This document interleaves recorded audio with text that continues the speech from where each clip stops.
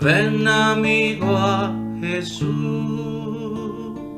te quiere hoy salvar. Recibirás la luz que solo Él puede dar. Abre tu corazón al que por ti murió, por darte a ti perdón, en tu lugar sufrió. Día fatal vendrá cuando no habrá lugar, la puerta abierta está, hoy puedes aceptar, más gracia ya no habrá. Si la desprecias hoy, acepta pecador la salvación de Dios.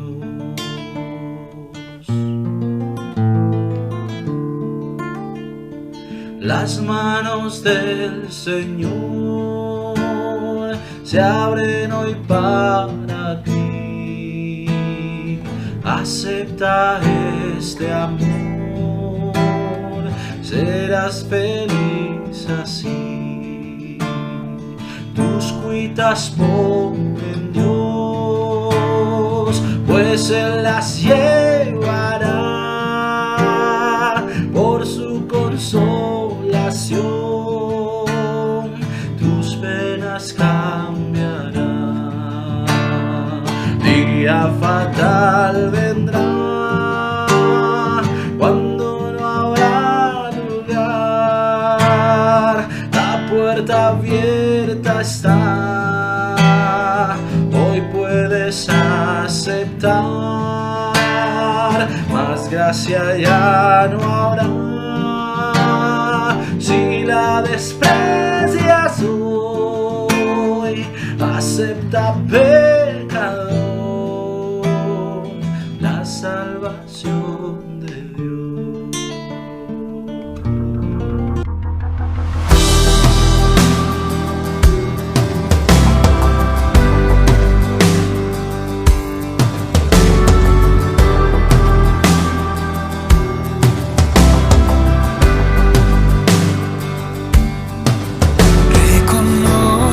Que te dejé y en mi maldad navegué, en las aguas del juicio me ahogaba, desorientado sin oír tu voz,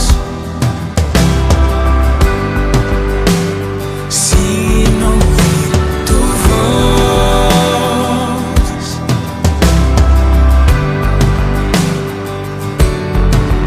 Quiero estar cerca de ti, que la luz de tu faro me alumbre y me dé dirección, ilumina las huellas que me llevan a ti. Es la lluvia de tu gracia la que me da libertad. Me amaste con tu vida, tu amor no tiene fin, no tiene fin.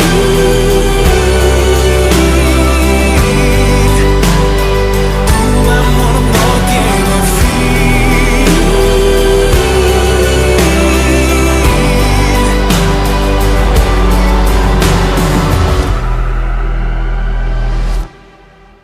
En el mar de tu amor, mi culpa desapareció. A tus ríos de gracia me entrego, vuelvo al calor de tu inagotable amor.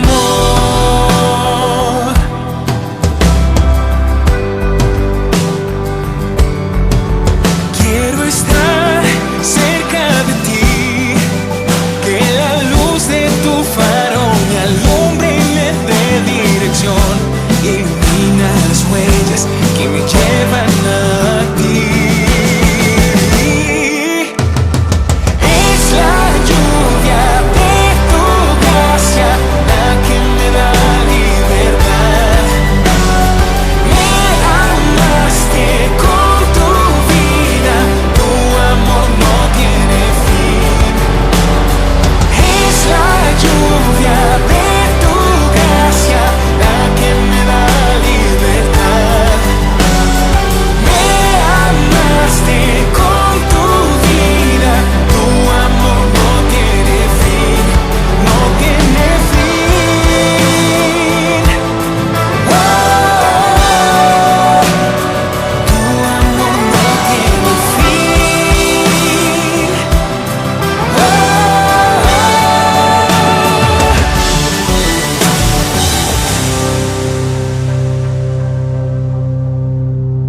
Es la lluvia de tu gracia la que me da libertad.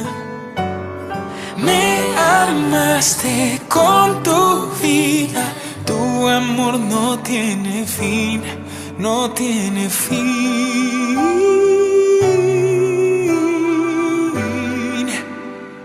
Tu amor no tiene fin.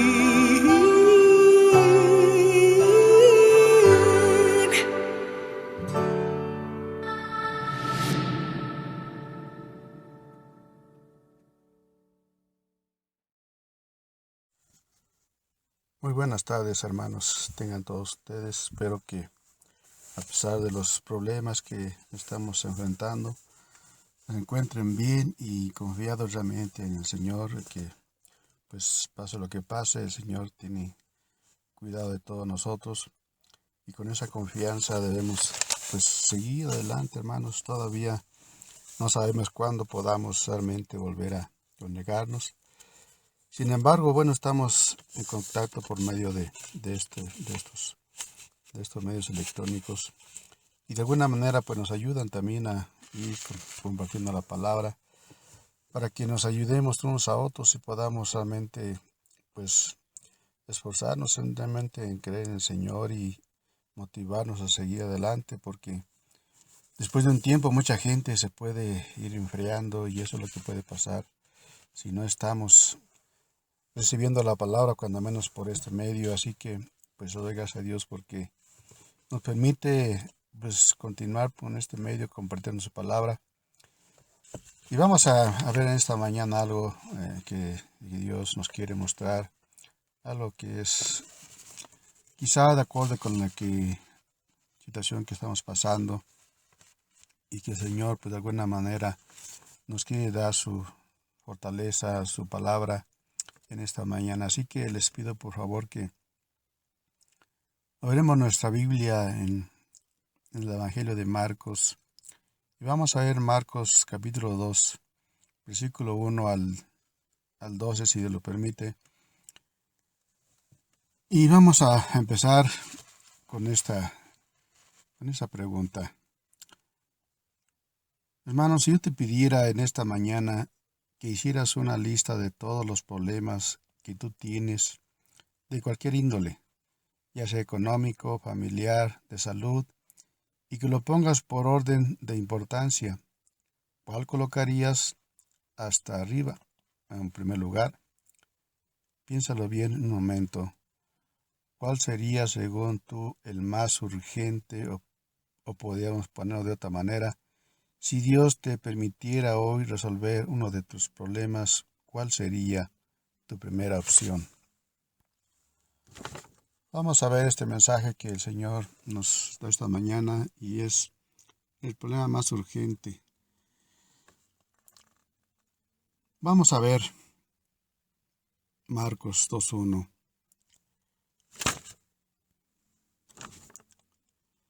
El pasaje de esta mañana, el Señor Jesús dio un encuentro providencial con un hombre que tenía un gran problema muy evidente. Y espero, hermano, que esta historia nos ayude a poner en perspectiva nuestros propios problemas. Vamos a leer lo que dice Marcos. Dice: entró Jesús otra vez en Capernaum después de algunos días, y se oyó que estaba en casa, e inmediatamente se juntaron muchos, de manera que ya no cabían en la puerta, y les predicaba la palabra. Entonces vinieron a él unos trayendo un paralítico que era cargado por 4, y como no podían acercarse a él a causa de la multitud, descubrieron el techo de donde estaba, y haciendo una abertura, bajaron el lecho en que yacía el paralítico. Y al ver Jesús la fe de ellos, dijo al paralítico: hijo, tus pecados te son perdonados.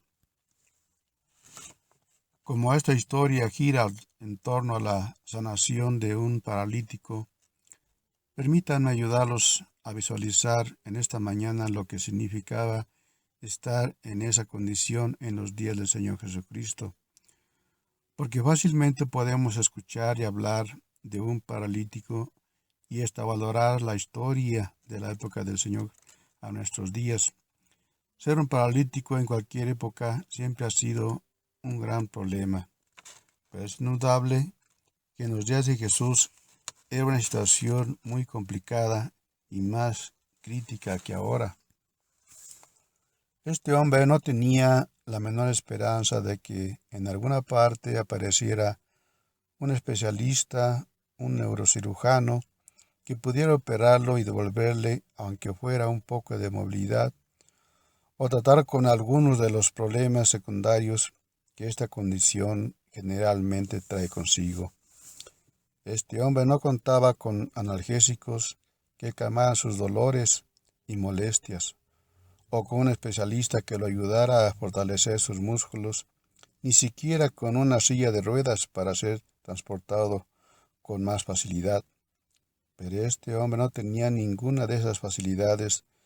Desde que este paralítico se despertaba por la mañana hasta que se dormía por la noche, él no tenía otra cosa que hacer que mirarse, y a menos que alguien se compadeciera de él y lo cambiara de posición o lo moviera de un lugar a otro.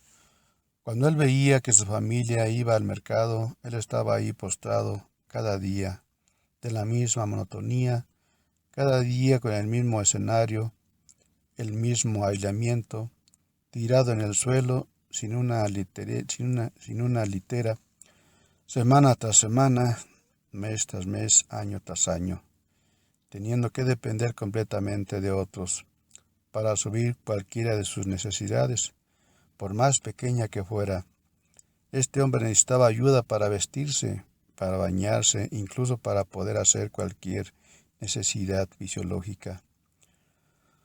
Podemos darnos una idea aproximada de su condición emocional, dependencia, humillación, confinamiento, aburrimiento, ansiedad, frustración, vergüenza y desesperación. De manera que el problema de este hombre era más que evidente. Él estaba paralítico.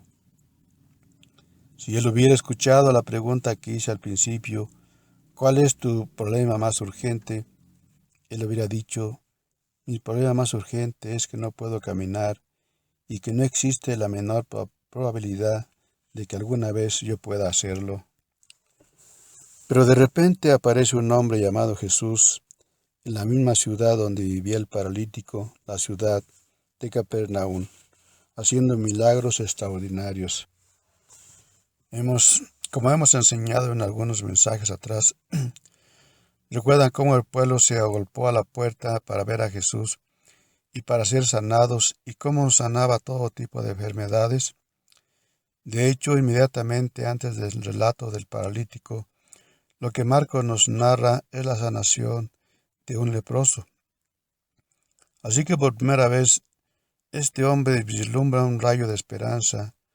Hay una pequeña luz al final del túnel. Sobre todo porque este hombre cuenta con un grupo de amigos fieles, un grupo de amigos que son capaces de hacer lo que fuera para llevarlo hasta donde estaba Jesús. Así que toman al hombre y lo ponen en una litera, y lo llevan hasta la casa donde está el Señor, pero al llegar se topan con una muralla humana impenetrable. Veamos el versículo 1. Entró Jesús otra vez en Capernaum, después de algunos días, y se oyó que estaba en casa, e inmediatamente se juntaron muchos, de manera que ya no cabían ni aun a la puerta, y les predicaba la palabra. Había tanta gente en la casa que era imposible acercarse a Jesús, y mucho menos cargando a un hombre con una camilla, pero estos amigos eran persistentes. Hermanos, esta es una de las características de la fe. El que verdaderamente cree, actúa, porque cree, y estos hombres creían. Ellos tienen la convicción de que Jesús podía sanar a su amigo, así que tomaron la decisión de llegar hasta él de la única manera posible, desde arriba. Las casas en Israel solían tener una escalera exterior para subir a los techos. Los techos eran usados como terrazas y estaban tan pegados la una de la otra que si una casa no tenía escaleras era fácil subir a otra casa e ir saltando de techo en techo hasta llegar a la casa que tú querías llegar. No sabemos cómo fue que los amigos del paralítico hicieron su asunto, pero ellos llevaron al hombre hasta donde estaba Jesús y de inmediato comienzan a abrir un hueco en el techo por donde bajaron al paralítico. Por supuesto que los techos de aquellos días no eran como los techos de ahora. Los techos de aquellos días eran de madera, cubiertos de una capa de barro y arcilla, y algunas ramas cubiertas con esta capa. Podríamos pensar que Jesús podría haberse molestado por la imprudencia de estos hombres, pero eso no molestó a Jesús. ¿Y saben por qué? Porque en vez de verlos como un grupo de necios interrumpiendo su predicación, Él los vio como hombres que tenían mucha fe. De hecho, este evento lo relatan Mateo, Lucas y Marcos, los tres evangelios que narran este evento. Dicen que Jesús vio la fe de ellos. Jesús no vio la imprudencia, no vio la necedad. Jesús vio la fe de ellos, la fe que tenían en Él. Y es importante aclarar que mucha gente en el día de hoy habla de la fe, como si la fe en sí misma tuviera algún tipo de poder. Por ejemplo, ¿han escuchado ustedes lo que dicen? La fe mueve montañas.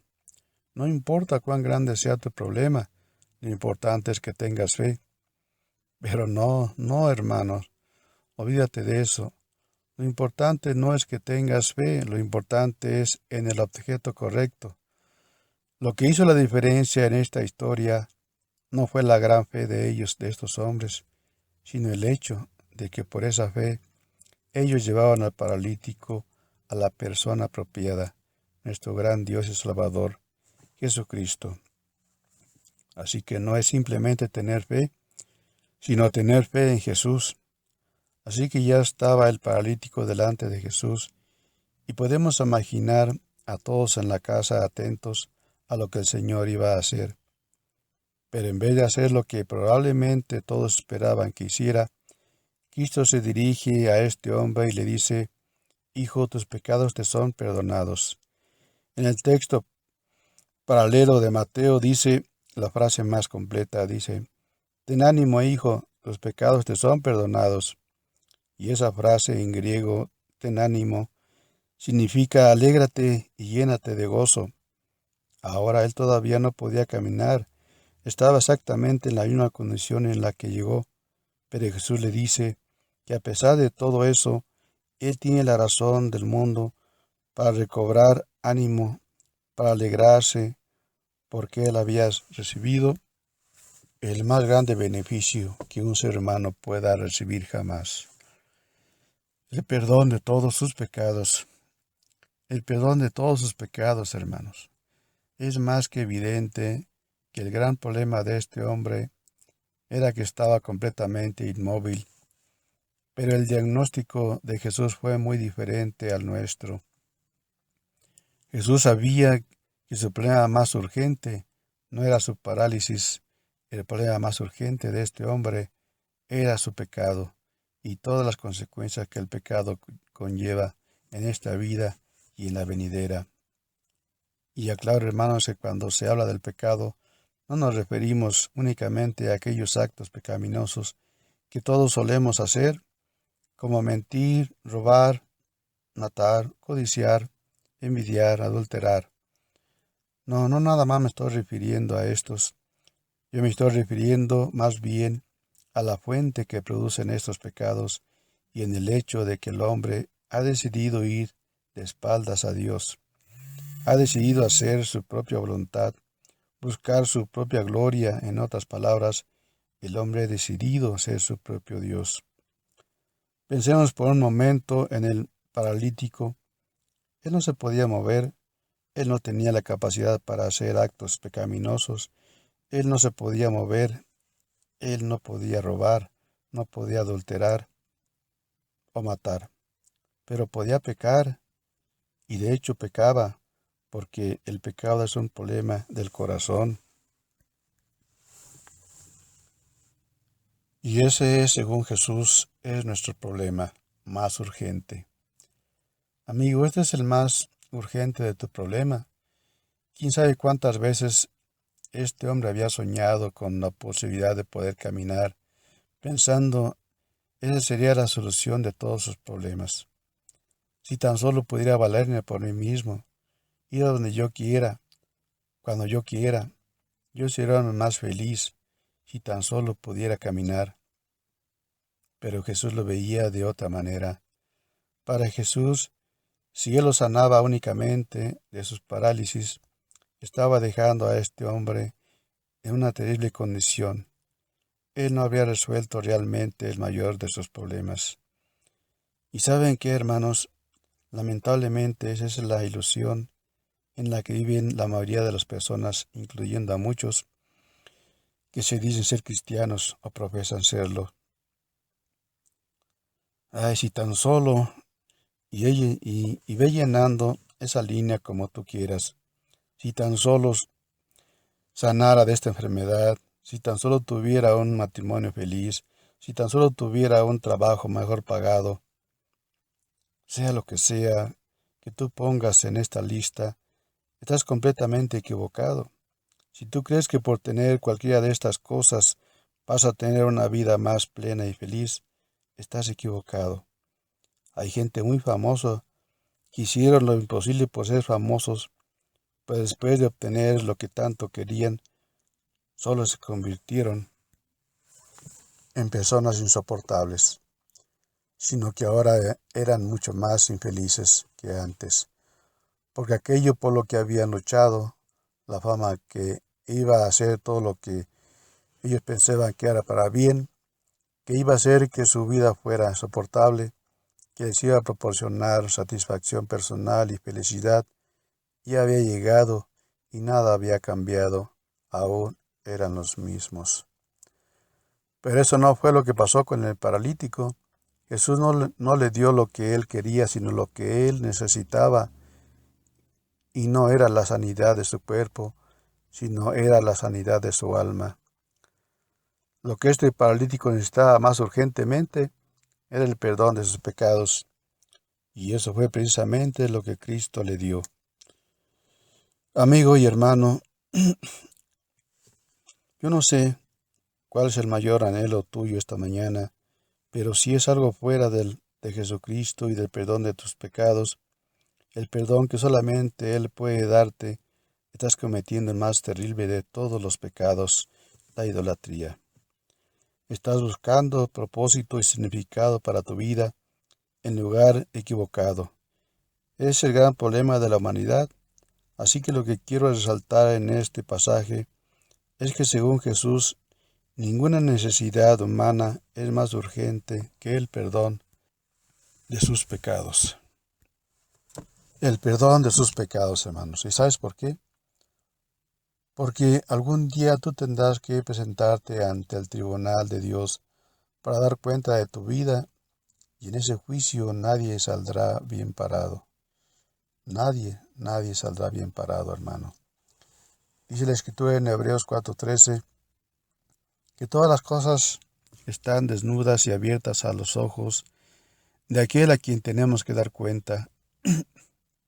Dios conoce nuestra vida. Dios conoce cada íntimo detalle que tú eres y que nadie conoce, nadie más que Él. En Romanos 3:10 dice que en el mundo entero no hay justo ni aún uno.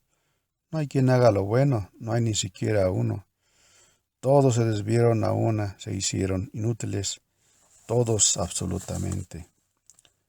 Pero en medio de este panorama tan desgarrador, este pasaje contiene una increíble noticia, y es que ese mismo Dios contra el cual hemos pecado, ese mismo Dios que ha sido ofendido todo el tiempo por nosotros, ese mismo Dios decidió resolver el problema a costa de un gran sacrificio.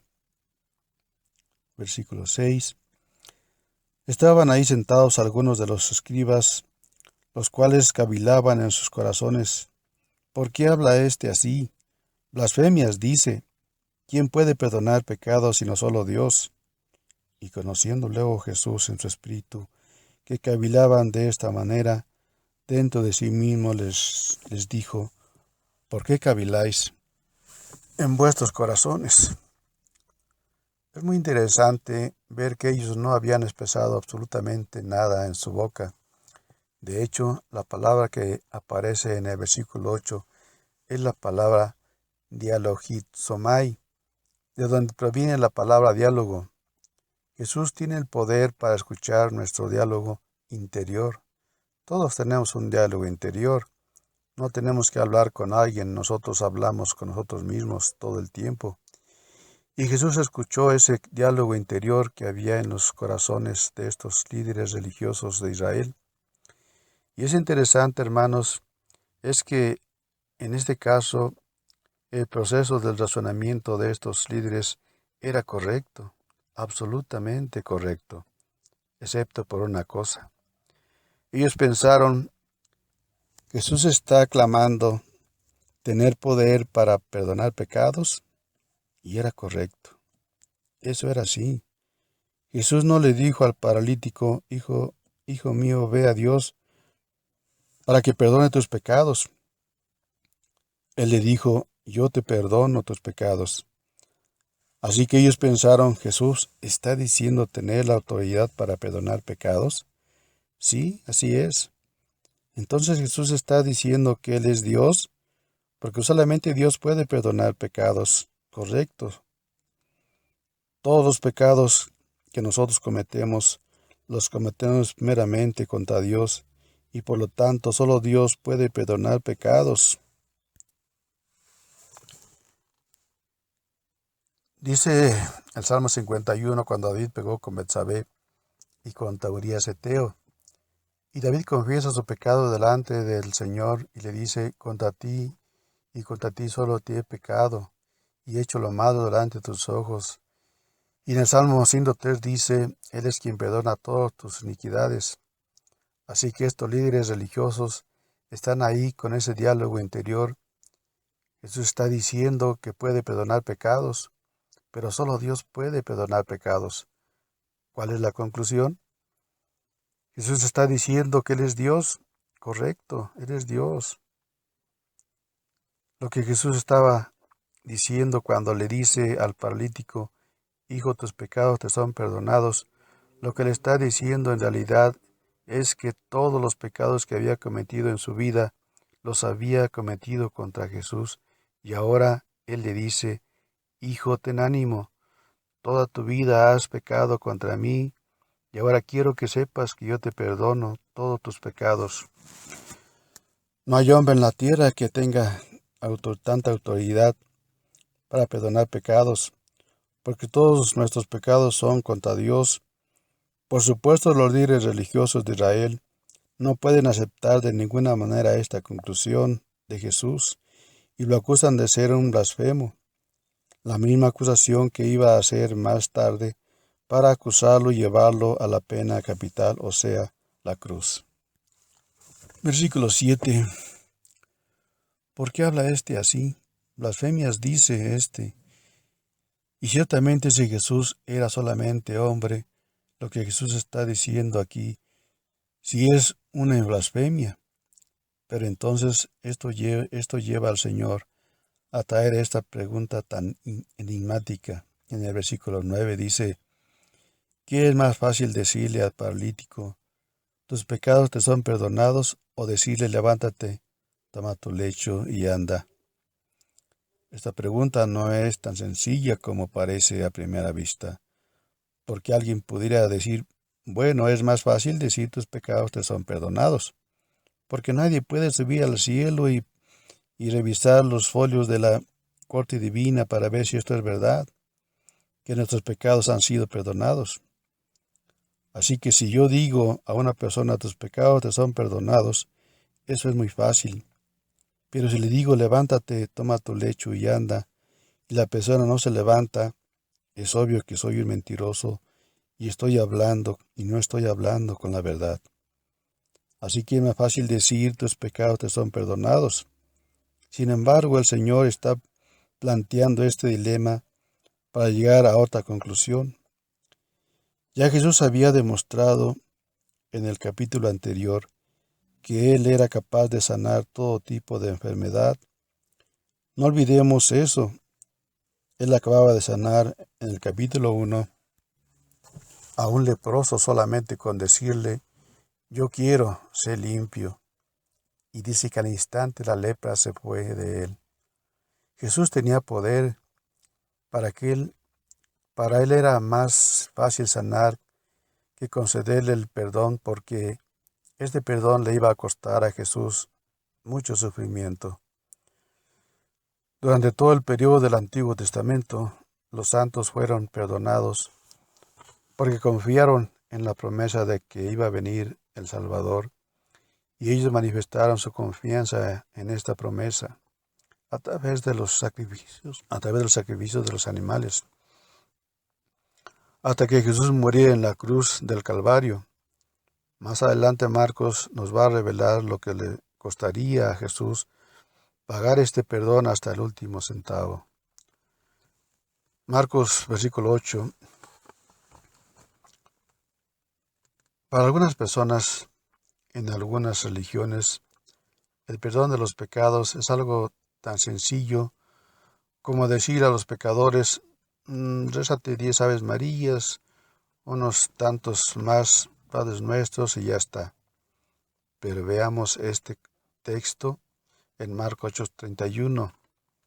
Y comenzó a enseñarles que le era necesario al Hijo del Hombre padecer mucho y ser desechado por los ancianos, por los principales sacerdotes y por los escribas, y ser muerto o resucitar después de 3 días. Cristo no está diciendo aquí una profecía de que eso era lo que él iba a hacer. Él está diciendo aquí que para que el hombre pudiera ser salvo, para que Dios pudiera concederle al hombre el perdón de sus pecados, era necesario que el Hijo del Hombre muriera en una cruz. Era necesario porque Dios es un Dios justo, porque Dios no puede pasar por alto el pecado, porque para Dios el pecado no es una cosa trivial. Para que Dios pudiera perdonar a pecadores, alguien tiene que pagar la deuda de ese pecado. Y Jesús está diciendo aquí que era necesario que el Hijo del Hombre muera en una cruz y resucite al tercer día. Sin eso no hay perdón. Así que para Jesús era más fácil decirle al paralítico, levántate y anda, que decirle tus pecados te son perdonados. La sanidad del paralítico no era más que una evidencia de que Jesús tenía la autoridad para conceder algo más grandioso que la sanidad del cuerpo. Versículo 10. Pues para que sepáis que el Hijo del Hombre tiene potestad en la tierra para perdonar pecados, dijo al paralítico, a ti te digo, levántate, toma tu lecho y vete a tu casa. Entonces él se levantó enseguida y tomando su lecho salió de delante de todos, de manera que todos se asombraron y glorificaron a Dios diciendo, nunca hemos visto tal cosa. Dos cosas ocurrieron aquí simultáneamente. Su parálisis fue sanada, sus músculos se fortalecieron de tal manera que el paralítico se puso de pie, tomó su camilla y salió delante de toda la multitud. Y toda la multitud quedó sorprendida por la sanación del paralítico. Pero eso no fue lo más impactante, lo más extraordinario que sucedió en ese momento. Ese milagro no era más que una evidencia de la autoridad que tiene Jesús para conceder a los hombres que confían en Él el perdón de todos sus pecados, como dice el Salmo 32. Bienaventurados aquel cuya transgresión ha sido perdonada y cubiertos sus pecados. Bienaventurado, dichoso el hombre que ha tenido esa bendición. Hermanos, No existe en todo el mundo la bendición más grande que esta. Este paralítico salió caminando de la casa aquel día. ¿Saben que eso no impidió que su cuerpo continuara el proceso natural del deterioro que culmina con la muerte? Habemos en la iglesia hermanos que han sido sanados milagrosamente, pero se van a morir algún día, al igual que todos los que estaban sanos. Ese es el destino final de todos. Es el final que Dios tiene para toda criatura. Todos nos vamos a morir por si no lo sabíamos. Con toda seguridad, esa es la realidad. En otras palabras, el beneficio físico que el paralítico recibió fue extraordinario, pero fue temporal. Por el perdón de sus pecados, le aseguró que este hombre un lugar en la presencia de Dios por los siglos de los siglos. Y no solo eso, ese perdón le dio a este hombre la libertad y el gozo de saberse aceptado por Dios, no por lo que hizo, no por lo que él dejaría de hacer, sino por la gracia que Jesús decidió otorgarle gratuitamente. El Dios del cielo, de toda perfección, te dice: Hijo mío, ten ánimo, tus pecados te son perdonados. Hermanos, en este tiempo tan difícil que nos está tocando pasar, podemos dejar en nuestra mente esta enseñanza, estas palabras que Cristo le dijo al paralítico: ten ánimo, tus pecados te son perdonados. Hermanos, ¿qué no daría la persona por sus pecados? ¿Qué pago daría por sus pecados? Cristo lo ofrece gratuitamente a todo aquel que se arrepienta. Hermanos o amigos que nos escuchan, si tú no has puesto tu vida delante de Dios, si no te has puesto cuenta, Dios te pide en este día realmente que confíes en Él, que Él tiene el poder para perdonar pecados. Afiénzate de esa promesa, hermano, amigo mío, porque solamente en Cristo hay salvación y vida eterna. Así que no lo olviden y que repitan en su mente y que se quede en su corazón grabado esto que dice el Señor: Hijo mío, tus pecados te son perdonados. Bendito Padre, en este momento te agradecemos por permitirnos haber escuchado de tu palabra. Asimismo rogamos porque hayas permitido que nuestros corazones hayan estado totalmente apuntando a ti, para que podamos sumergirnos en lo más profundo de tu palabra y de la misma manera reflexionar, escuchar tu voz y cambiar aquellos aspectos que hoy hablaste a nuestra vida que quizá nos están separando y alejando de ti. Permítenos, Padre Celestial, que constantemente estamos cuidando aquella santidad que tú nos has dado y de la misma manera poder llevar el palabra, mensaje de aliento a las personas que vagan en este mundo sin rumbo fijo y sin dirección, para que te puedas convertir en aquella brújula que los guíe en su camino y de la misma manera en aquel compás que trace su camino, Padre Celestial. Que las palabras de aliento que les demos, que llevemos, sean palabras que los llenen como aquella profecía del valle de los huesos secos, que están vagando en un lugar donde los huesos están secos, y que podamos dar palabra de aliento para que pueda renacer la carne, la nueva oportunidad, una nueva vida en sus vidas, Padre Celestial. Asimismo también te rogamos porque tú pongas los medios para que estas personas que escuchen tu mensaje puedan tener un intelecto abierto, un corazón abierto, para que puedan reflexionar en tu palabra, Padre Celestial, y escuchen la voz que hoy está hablando, y que doblen rodilla delante de ti si es tu voluntad y te declaren como el único Dios vivo y verdadero, digno de toda gloria, alabanza y loor. Que quites de ellos toda venda de sus ojos que están impidiendo que se acerquen a ti, aquellas vendas disfrazadas de orgullo, de soberbia, de egoísmo, de religión, de ateísmo. Sean tumbadas esas vendas, Padre Celestial, para que pueda resplandecer la luz a su vida y que sigan la luz que se encuentra en este momento donde estamos en un túnel oscuro, ofreciéndonos una nueva oportunidad, una nueva esperanza, para que cuando lleguen a esa luz se encuentren al Hijo unigénito del Padre, que nos vino a ofrecer una vida eterna y que los sigan, Padre Celestial, para que no estén en caminos que están totalmente desviados, Señor, que parecen ser caminos correctos pero están llevando a la muerte. Permite que puedan encontrar al único camino, verdad y vida que lleva al Padre, que es Jesucristo. Abre su entendimiento para que puedan comprender esto y entiendan que en ti y en el sacrificio que tu Hijo realizó en aquella cruz nos has dado una nueva oportunidad, una nueva esperanza, una nueva vida, un nuevo gozo, y día a día como creyentes entendamos que estamos recibiendo lluvia de gracia y misericordia de tu parte. Gracias, Señor, por tanto, y perdónanos por tan poco. En el nombre de tu Hijo amado Jesucristo. Amén y amén.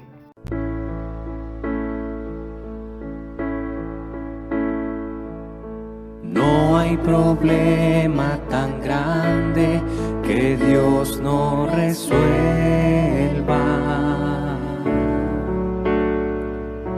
No hay montaña tan alta que Dios no la mueva. No hay circunstancia contraria que Dios no la cambie. No hay dolor ni angustia que Dios no lo sane.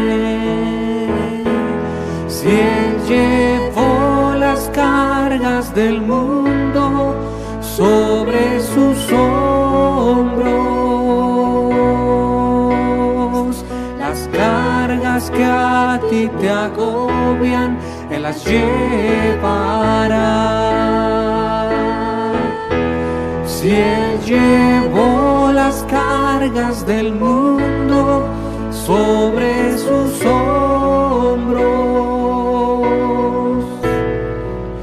cargas que a ti te agobian, Él las llevará.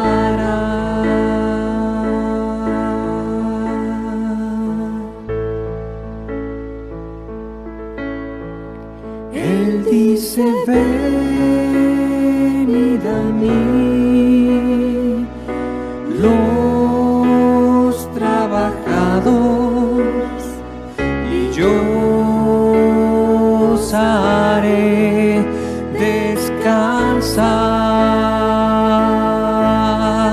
Él dice: venid a mí, los trabajados, y yo os haré descansar. Si Él llevó las cargas del mundo sobre sus hombros, las cargas que a ti te agobian, Él las llevará. Si Él llevó las cargas del mundo sobre sus hombros, las cargas que a ti te agobian, Él las llevará.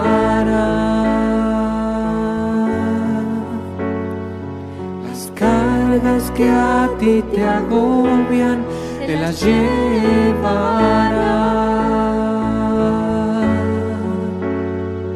Las cargas que a ti te agobian, Él las llevará.